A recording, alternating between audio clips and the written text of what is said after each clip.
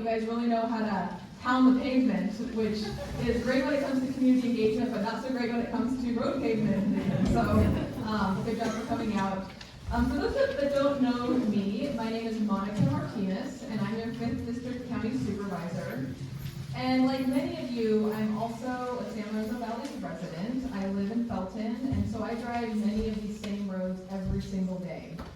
So I know firsthand what it means when there's a road closure during a winter storm, and how hard it is to pick up your kids from school, or get to work, or pick up groceries and things like that. Here in the Valley, we rely on our roads for day-to-day survival, especially in the mountains and rural areas. And that's why maintaining and repairing our roads and damaged infrastructure is so important. When I took office, I pledged to prioritize safer and more reliable roads, as well as better communication with all of the residents here in the San Lorenzo Valley. So this town hall is one of those ways that I'm delivering on that commitment.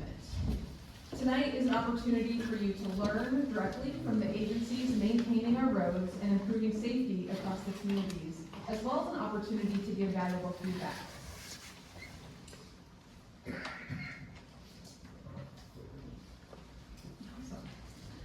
On the panel today, we have some incredible guests, which I'm looking forward to introducing. We have folks from Santa Cruz County Department of Community Development and Infrastructure, the Public Works Division. We have Santa Cruz County Office of Response, Recovery, and Resilience. We have Caltrans. We have the Santa Cruz County Regional Transportation Commission, the Santa Cruz County Sheriff's Office, as well as California Highway Patrol. I want to thank each one of you for being here tonight. I also want to recognize a few special guests who have joined us in the audience today. We have Nicole Coburn, our brand new County Executive Officer. We also have Chief Bingham from our Boulder Creek Fire District. Thank you for being here. We have Director Matt Machado from our CDI department of the county. We also have Lizette Jones, who's joining us from Assemblymember Pellerin's office. So before we get started, I'm going to spend a minute just sort of clarifying what it is that we're talking about. Our panelists will be speaking about current and upcoming road projects and transportation priorities in District 5, winter storm preparation activities, as well as share resources for reporting and staying informed. For example, tonight you'll learn how to report a pothole, or how you can find out about road closures or other advisories during a winter storm like tonight. I realize that there are many other topics related to roads that people may want to hear about, like speeding or traffic enforcement issues, the Metro bus, other things, and these are important questions, and we may hear a little bit about speed limits later and a few things like that, but we're really going to try to stay focused on road projects and road priorities that really impact all of us, rather than getting to really specific questions or things that are outside the realm of roads today.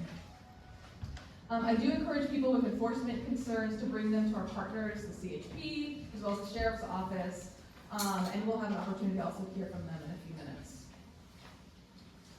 So before we get started, I'm also going to talk about a few logistics. First off, I want to give a big thank you to the Senior Center for hosting us tonight.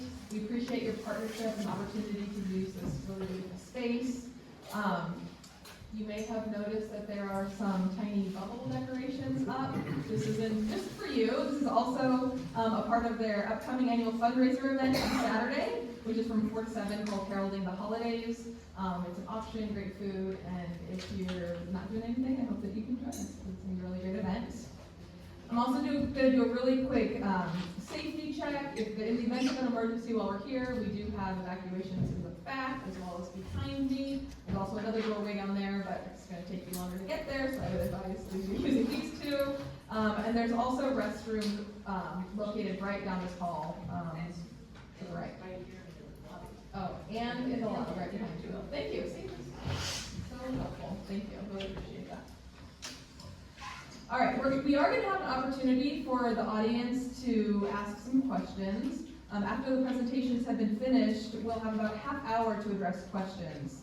Hopefully you were offered note cards at the sign-in table when you arrived. We're gonna ask that you write your questions on these note cards, as you are listening to the presentations. That way you don't have to remember them and they'll just be there handy, ready for you. After each presentation, Megan and Tiffany, go ahead and raise your hands. We'll collect the cards and we'll do our best to get to as many of the questions as we can before the end of the night.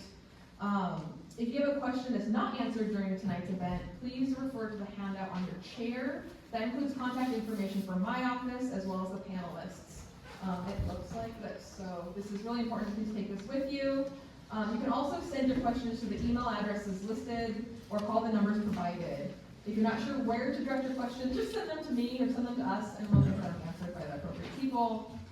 And if you need more cards, they're available in the back. Also, if you would like to receive an email of follow-up materials from the event, please make sure that you sign in so we have your correct contact information. We'll be sending out the slides, the resource materials, and other links after tonight. So don't feel like you need to furiously write notes. You can have access to all of this. If you didn't sign in when you arrived, please make sure you sign in before you leave. And let me just now jump into what you can expect for tonight. So we have it set up where we have some key guests on the very end who are going to start off with 2-minute introductions about who they are and how they engage with our county roads. I feel like it's important to have them here. They're also here to field questions later. After that, we're going to have a little bit longer presentations. We're going to hear from about county roads from Steve Weisner, and then we're going to go on to David Reed at OR3, and then hear from our Caltrans team. Each of those presentations will probably be in about the 20-minute length. They have slides. It'll be very interesting. And after that, we're going to jump into the question and answer. So that's what you can expect.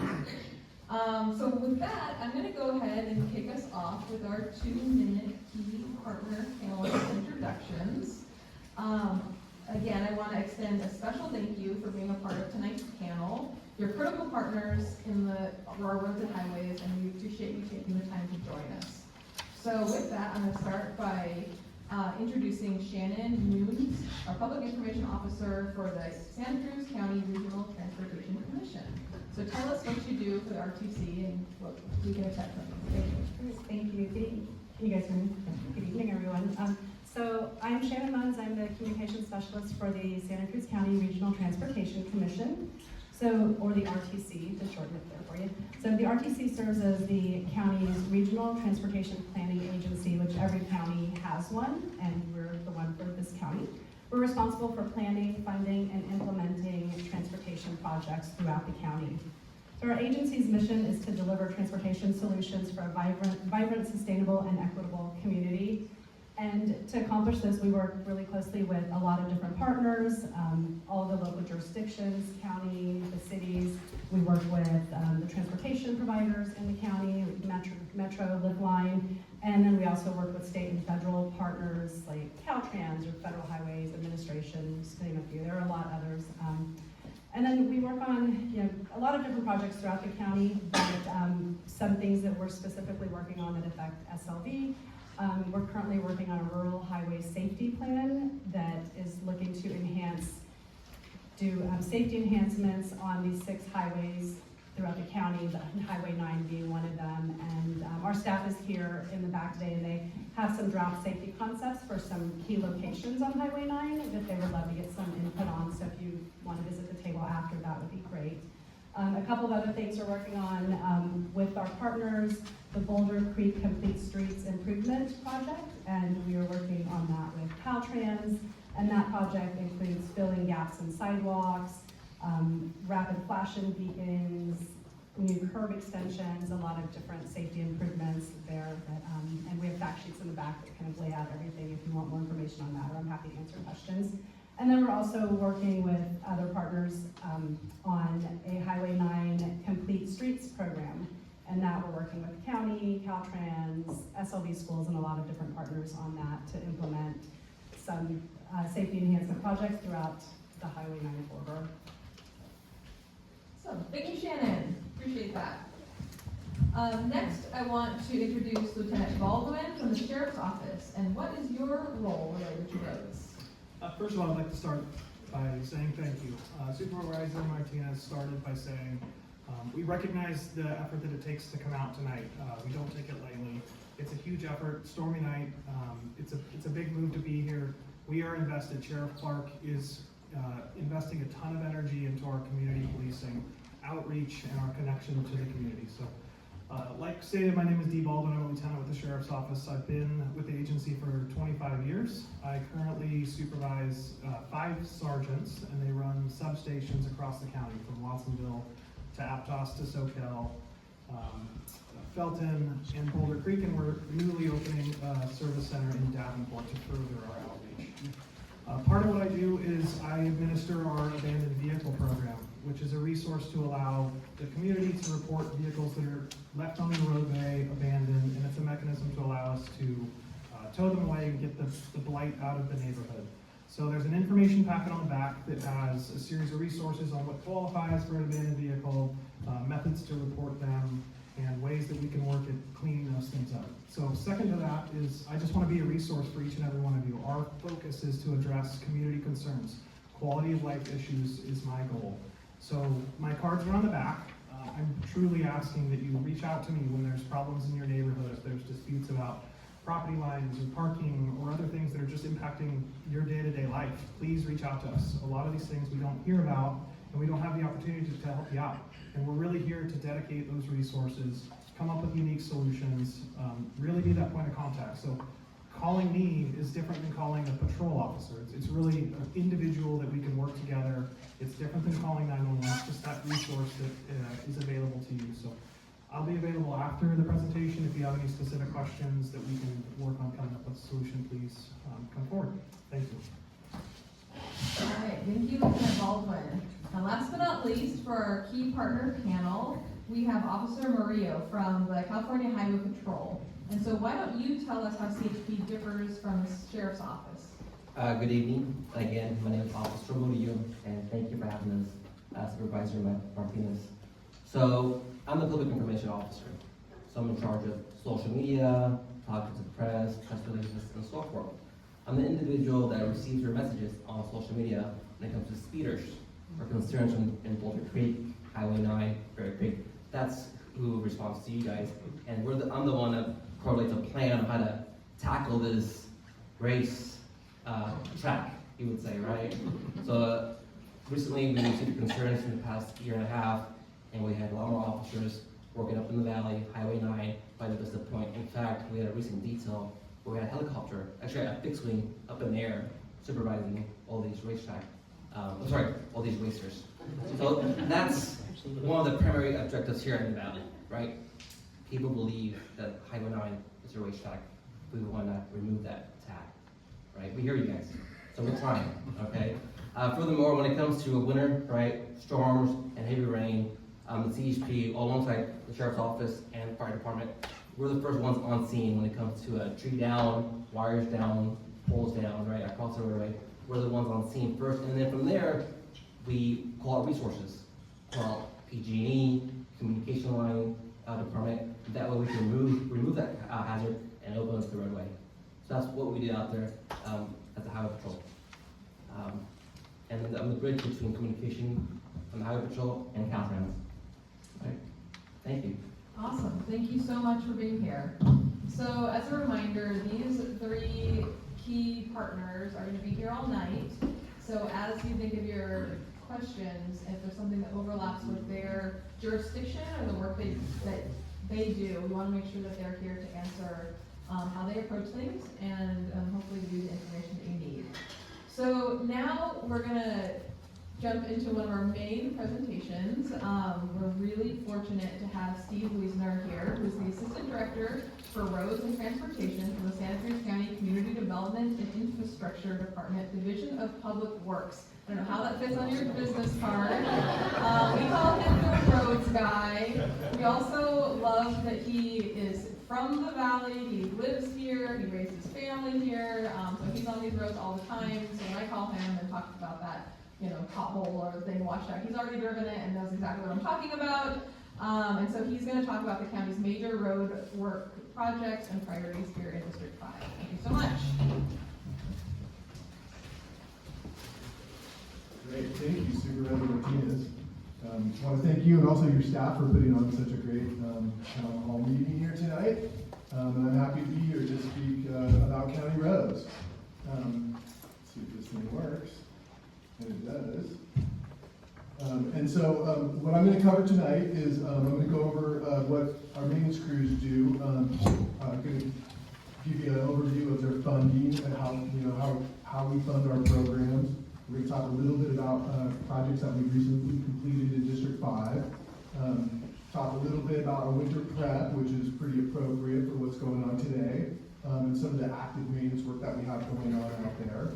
And then I'm going to step back. We're going to talk a little bit about our storm damage repair program, which is sort of a multi-year effort.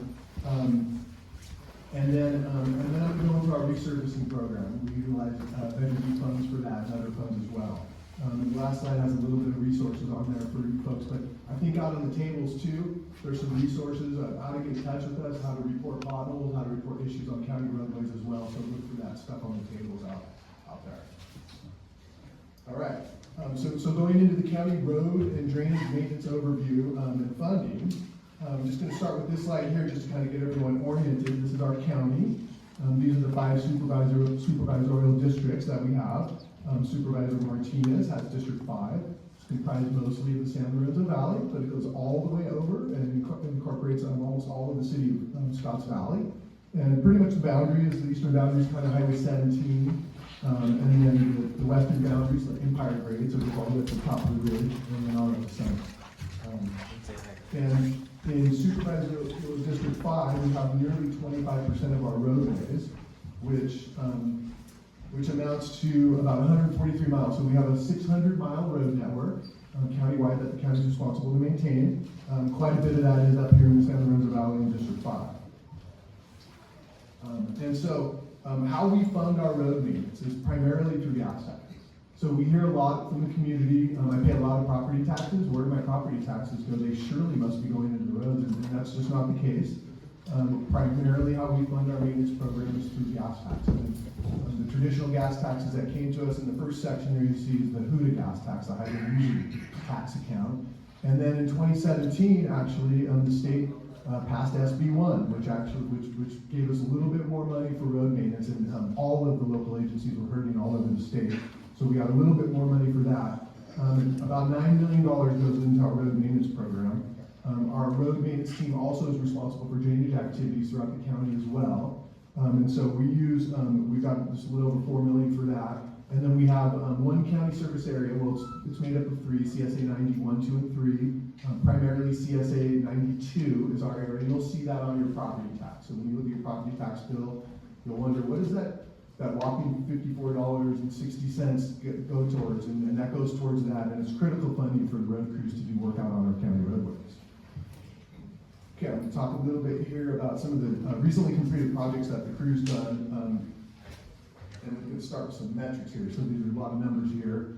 This is really what this slide represents, is really the core work that our maintenance team does. So if you look at those items, storm debris removal, this is what we did last year. Last year was a really light rain year, right? And we still were removing over nearly 1,200 cubic yards countywide. 400 cubic yards up in this area, right? We did have a pretty monumental year for paving. We were able to get around 6,000 tons of hot mix countywide, which is quite a bit for us. On an average year, we're in the 3,000 to 4,000 range, so this was a pretty aggressive year. A lot of potholes out there, a lot of repairs to be done. But on down, you'll move on down, you'll see guardrail repair, and it's kind of comparing countywide what we do to what we do up in the valley here throughout District 5. And you see it's quite a bit of work goes on up in District 5. Just striping alone, right? Nearly half of the lane miles were done up in this area. And just some of the metrics for potholes, in the range of 7,000 potholes a year. That's pretty average for us. And then some of the real critical stuff, especially up in the valley, that we do is ditch cleaning and roadside mowing. And you'll see a lot of that work takes place up in the valley, right? The ditch cleaning, we know it's really, really critical for our rural roadways that don't have developed storm drain systems, where our really roadside ditches, they are our conveyance systems for stormwater. So, over half of the lane miles, were done up in District 5 this last year. And then we continue just as best as we can to fight back the vegetation, for safety purposes along our roadways. And then just down at the bottom there, with service requests and the amount of work orders that we get. So the service requests are calls from you guys, from the public. And that's, we hear a lot from the public about, there's a problem with the pavement here, there's a problem with the drain here, this sign's down. And we respond to every one of those calls. When we go out, we'll send a crew out. We don't have a lot of people on our crew, but they do triage every call, and they prioritize the work. And the most important ones are the safety-related ones that we try to get to as soon as we possibly can. And some of the other ones are going to wait a little bit longer. All right, so moving on down to some of the very recently completed projects that this is the crew that what they've done. They do some hot mix work out there. This year we did a lot of work on Bear Creek Road and Kings Creek as well. Next year we'll pick a couple other roads, and we kind of spread the love out through the district, right? Every year we can get to a couple, we can't get to all the roads, right?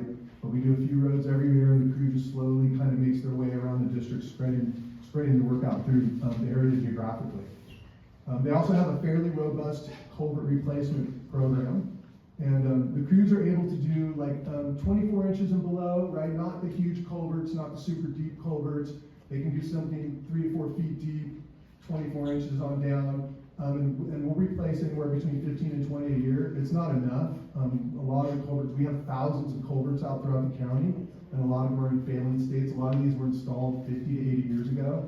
They've reached the end of their useful life. We know this. We've been studying our culverts for many years now, and we use what little money we have, resources we have for the crews to get out there and do what work they can. So this year we're able to get like 5 done, which is pretty good actually for this area.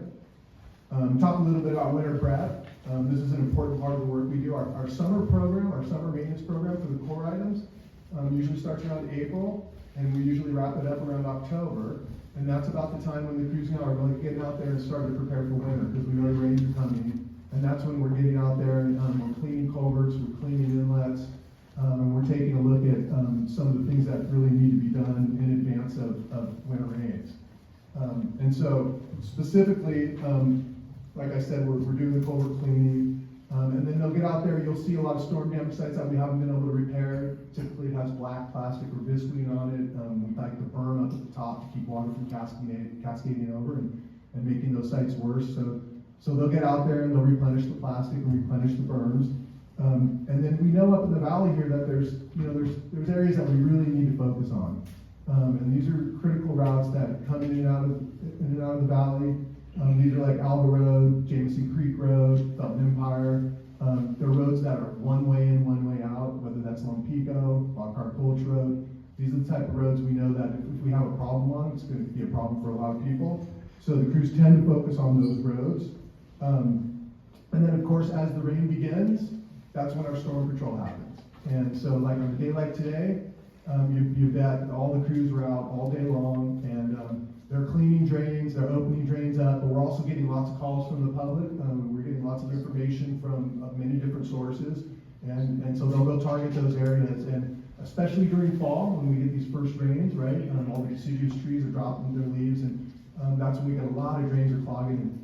And we thank you all out there if you're helping us clean drains, and we know a lot of neighbors do that, especially up in the mountainous regions, right? We've got to all kind of figure out how to take care of ourselves up here. And for us, we have 3 road crews, north, mid, and south. And so the north road crew, they operate out of the Felton Yard, and their area is all of District 5 and District 3. So they operate from Highway 17 all the way to the coast, Highway 1, and then all the way up to the summit. And it's on a good day, we have 12 people. And they'll break up, they'll try to be efficient. But a lot of operations, take, 6 to 8 people. If you have flagging and you got people running equipment, you got spotters, dump trucks and so forth. So it takes us sometimes a little bit to get to the service calls, but we do appreciate the phone calls that come in. We will eventually get there. So keep in contact with us. You guys are our eyes and ears out in the field here. And then I'll just note also that we stage equipment at various locations throughout the county. Here in the San Lorenzo Valley, of course, we've got the Felton Yard. It's a good spot for us to stage a lot of equipment. We've got a small yard up in Boulder Creek off of Azalea. We stage a loader and backhoe up there. And then we also stage stuff up on the top of the ridge, Empire Crate at the McDermott Fire Station, top of Felton Empire. We've got a loader up there, and also a skip loader up there as well to help service Bonnie June, and then also they can make it down to the valley pretty fast as well. Okay, and then here's also just a note that we do deliver sand and sandbags to fire departments, and that's for use for the public. And so I think this isn't exactly an accurate list. I think the Ben Lomond Fire Station isn't taking sand anymore, but there is a sheet with, you guys, we get in the back sometimes now. Come on, Mark.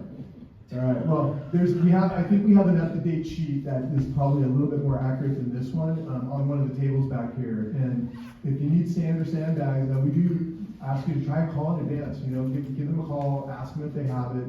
During the storms, they tend to go pretty fast. So that's not the time to be trying to get it. You really want to get it before the storms. But we do have some in the area, and I think some of the Cal Fire Station. I think McDermott takes it as well. All right. So moving on from that, we'll talk a little bit about storm damage repairs. This is a big part of our program, and it's a huge amount of resources actually go into storm damage work in our department. It takes a lot of staff, a lot of time, and a lot of money to respond to all the damage that happens out there from some of our big events. And if you've lived up here for a while, you know we've had some big events. In the last 8 years, between 2017 and 2023, we've had over 400 sites damaged countywide, to the tune of over $200 million to repair. It's a big issue for us, and we're not necessarily unique, but I think Santa Cruz County has it about as bad as any of the counties in the state. And so a lot of our resources, time, and effort, energy go into this. And I'm just going to talk a little bit about it. And most specifically the 23 event. So in 2023, we had around 250 sites that had major damage to it. And this is pretty big, and you all know that when we get these atmospheric rivers coming in, they start, and sometimes they just don't end for 2 months, right? Well, every week we're getting 1, 2, 3 storms, and as the county becomes more and more saturated, the soils and the geology up here just can't withstand that kind of poor water pressure, and they just start to blow out. And we do as much as we can to prepare for it by cleaning the ditches and cleaning all our culverts, but we get overwhelmed with the amount of rain we get and the intensity of it.